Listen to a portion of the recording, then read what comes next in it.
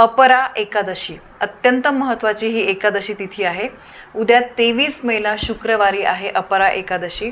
या एकादशीला तुम्ही या 1 ते 2 गोष्टींचं जर दान केलं तर संपूर्ण एकादशींचं सेवा केल्याची, व्रत केल्याचं पुण्यफळ तुम्हाला मिळेल आणि तुमच्या घरामध्ये कधीही कसलीही कमी पडणार नाही। घरामध्ये सुख, समृद्धी, आनंद अगदी भरभरून येईल।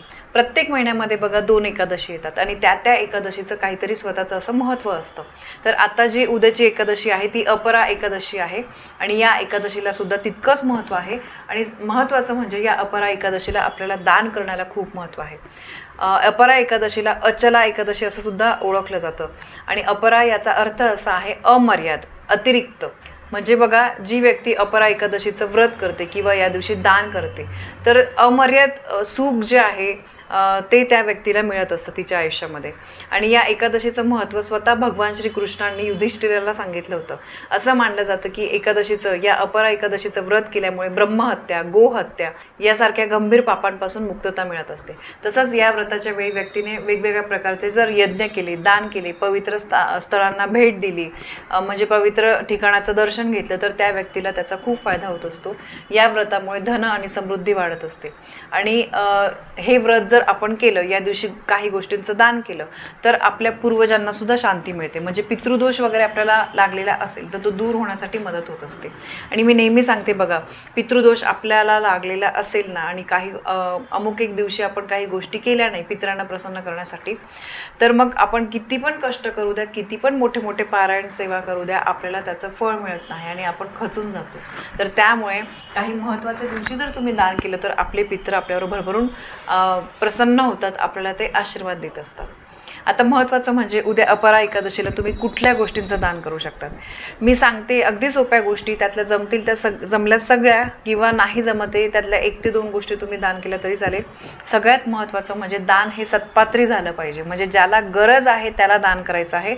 उगाचच करायचं म्हणून कोणाला तरी द्यायचं आणि ती व्यक्ती ती वस्तू नंतर फेकून दिली, याला काही अर्थ नाही आहे।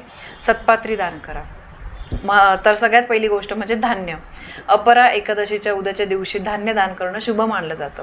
तुमच्या क्षमतेनुसार तुम्ही तांदूळ, गहू, डाळ, इतर धान्य काहीही तुम्ही दान करू शकतात। तर अशा या गोष्टी म्हणजे धान्य दान केल्यामुळे आपल्या आयुष्यामध्ये अन्नधान्याची कधीही आपल्याला कमतरता भासत नाही आणि घरामध्ये समृद्धी राहते। यानंतर अजून महत्त्वाचं म्हणजे कपडे, वस्त्रदान हे सुद्धा तितकंच शुभ मानलं जातं। गरजूंना, गरिबांना तुम्ही काहीतरी कपडे दान करा। बरेचसे आपण बघतो लहान मुलं वगैरे उघडे असतात, तर त्यांना तुम्ही नवीन कपडे द्या किंवा तुमच्या घरामधले जर तुम्ही कपडे देणार असाल तर ते धुवून द्या नेहमी। आणि फाटके तुटके कपडे कधी पण दान करू नका। द्यायचं असेल व्यवस्थित दान करा, नाहीतर मग उगाचच दान करून त्याचं आपल्याला पाप नाही लावून घ्यायचं आहे। फाटकेले वगैरे असे कपडे कधीही दान करू नका आणि स्वतःचे कपडे देताना नेहमी ते धुवून दान करायचे। यानंतर पैसे, तुमच्या यथाशक्तीने तुम्ही काही पैसे जे आहे ते दान करू शकतात। गरीब व्यक्तींना किंवा एखाद्या मंदिराच्या इथे किंवा एखाद्या आश्रमाच्या इथे तुम्ही पैसे दान करू शकतात। यानंतर चप्पल, बघा चप्पल जे आहे म्हणजे आपण चप्पल चोरीला गेल्यावर म्हणतो इडापिडा गेली। चप्पल दान केल्यामुळे आपल्या घरातली इडापिडा जात असते। त्यामुळे तुम्ही चप्पल जे आहे ते पण तुमच्या घरातले असतील, वापरण्यायोग्य असतील तर ते तुम्ही दान करा किंवा नवीन साध्या स्लीपर तुम्ही घेऊन कोणाला दान केल्या गरजूंना तर त्याच्यामुळे सुद्धा तुमच्या जीवनामध्ये येणारे अडथळे जे आहे, इडापिडा, संकट, दुःख, अडचणी जे आहे तर ते दूर होतात। यानंतर एकादशीच्या दिवशी पाणी दान करा। पाणी म्हणजे बघा, तुमचं घर असेल किंवा तुम्ही एखाद्या ठिकाणी असा एखादा माठ वगैरे जरी ठेवला तर तिथले ज्यांना गरज असेल ते पाणी पित असतात। पाणीदान हे तर सगळ्यात शुभ दान मानलं जातं। यानंतर फळ, एकादशीच्या दिवशी तुम्ही कोणत्याही प्रकारचं फळ जे आहे तर ते दान करू शकतात। मग शक्यतो तुम्ही केळीसुद्धा दान करू शकतात। फळ दान केल्यामुळे आपल्याला अन्नदानाचंच पुण्य मिळत असतं। यानंतर बघा काही शाळा असतात जिथे म्हणजे गरीब मुलं वगैरे जे आहे तर त्या शाळेमध्ये जात असतात, तर अशा ठिकाणी किंवा आश्रमाच्या लहान मुलांचे आश्रम वगैरे असतात तिथे तुम्ही पुस्तकांचं दान करा। वही म्हणजे जे अभ्यासाच्या गोष्टी आहे, पुस्तक, वही, त्यानंतर पेन, पेन्सिल वगैरे या गोष्टी तुम्ही दान करा। कारण बघा, आपल्यामुळे थोडासा आपल्या खारीचा वाटा जर आपण त्यांच्यासोबत शेअर केला तर त्याचं कुठे ना कुठे पुण्य आपल्याला मिळत असतं। यानंतर समजा तुमच्या आयुष्यामध्ये तुमचा पती किंवा तुमच्या घरामध्ये इतरांची तुमचं काही बिनसलेलं असेल, म्हणजे पटत नसेल, तर उद्याच्या एकादशीच्या दिवशी गूळ दान करा। यामुळे आपल्या जीवनामध्ये गोडवा येतो, नातेसंबंध जे आहे तर ते चांगले राहतात, टिकून राहतात। यानंतर उद्याच्या एकादशीच्या दिवशी तूप दान करणं सुद्धा शुभ मानलं जातं. यामुळे घरामध्ये समृद्धी येते.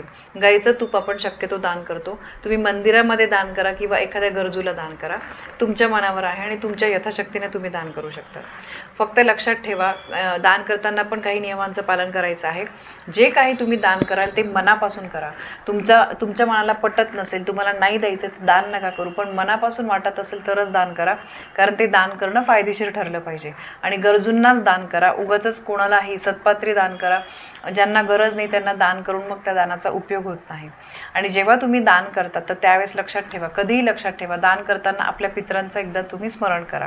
पितरांचं स्मरण केल्यामुळे मग जीवनात येणाऱ्या अडीअडचणी, दुःख, संकट जे आहे तर त्याच्यातून आपली सुटका होत असते. आणि जरी दुःख आले, कारण आपण माणूस आहे, रोजच सुख आपल्या आयुष्यात येणार नाही, एकतरी दिवस आपला दुःखाचा किंवा काहीतरी टेन्शनमध्ये जात असतो, पण त्या दुःखातून मार्ग निघण्याची ताकद आपल्याला मिळावी यासाठी अशा काही गोष्टी जर तुम्ही शुभ दिवशी केल्या तर त्याचा आपल्याला भरभरून फायदा होत असतो. तर उद्या अपरा एकादशीला या गोष्टींचं तुम्ही दान कराल अशी मी अपेक्षा करते. माहिती तुम्हाला पटली असेल तर व्हिडिओला लाईक करा, शेअर करा.